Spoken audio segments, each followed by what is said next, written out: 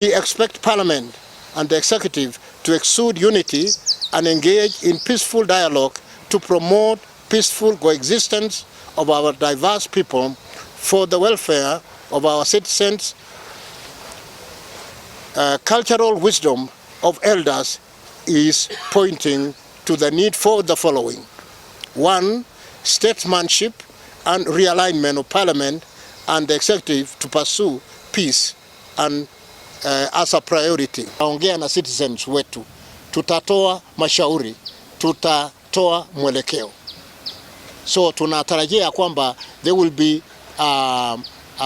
utaratibu mzuri katika Parliament. They will not hawatupeliana viti na vitu kama hizo, lakini this time round elders wako tayari kuintervene kama vitu vikienda wrong. Baada ya majadiliano ya kina, baraza inawaomba rais na makamu wake wamalize hizi tofauti